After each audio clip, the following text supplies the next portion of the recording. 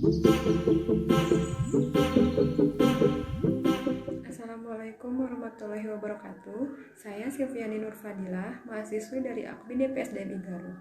Di sini saya akan menyampaikan penelitian dari video yang disampaikan oleh Gubernur DKI Jakarta, yaitu Bapak Anies Baswedan, yaitu mengenai situasi perkembangan COVID-19 di DKI Jakarta. Selamat menyaksikan, semoga bermanfaat. Kajian laporan Gubernur Provinsi DKI Jakarta mengenai perkembangan situasi wabah COVID-19 di DKI Jakarta.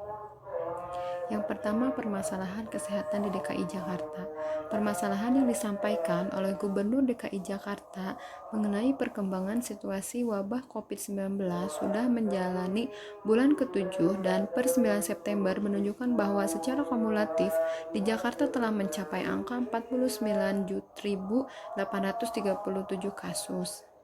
Yang kedua yaitu informasi epidemiologi yang disampaikan oleh Gubernur Provinsi DKI Jakarta.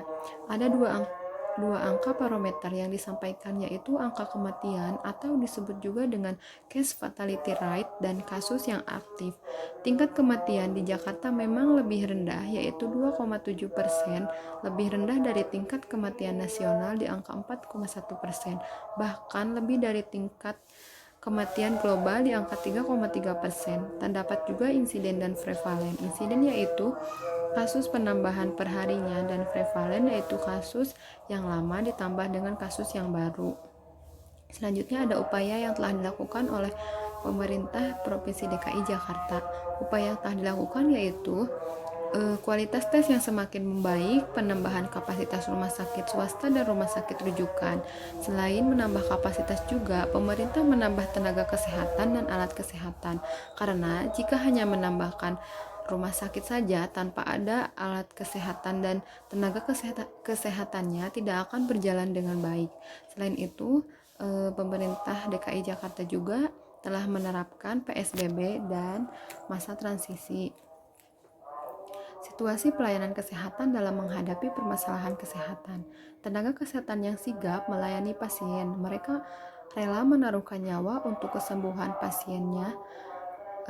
Rasio dokter per populasi juga tinggi. Terdapat 190 rumah sakit, 67 adalah rumah sakit rujukan, dan terdapat 403 tempat tidur isolasi. Prediksi Pemprov DKI Jakarta terkait permasalahan kesehatan. Pemprov DKI Jakarta memprediksi jika situasi ini dibiarkan saja, tidak disertai pembatasan secara ketat, maka fasilitas tempat tidur isolasi akan penuh dan tidak menampung pasien lagi. Walaupun sekarang dapat menampung, tetapi jika pasien semakin membludak dan semakin menambah, maka kapasitas itu tidak akan bisa lagi terpenuhi. Kebijakan yang ditetapkan oleh Gubernur Provinsi DKI Jakarta. Pemprov DKI Jakarta akan melakukan pengereman darurat, yaitu melakukan PSBB mulai tanggal 4 September. Seperti pada awal pandemi, kegiatan yang non-esensial diberhentikan seperti sekolah, perkantoran, melakukan kegiatan di rumah, dan hanya 11 sektor yang boleh beroperasi. Bukan usahanya yang berhenti, tapi yang tempatnya yang berubah. Penambahan kapasitas tempat tidur isolasi, pemerintah juga merekrut 1.174 tenaga kesehatan profesional dan menambah alat kesehatan.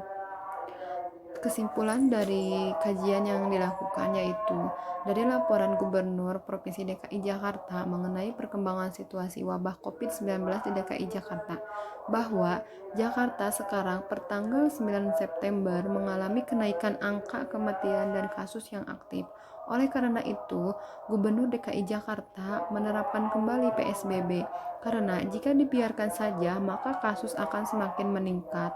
Ruang isolasi akan penuh dan tidak bisa lagi menampung pasien.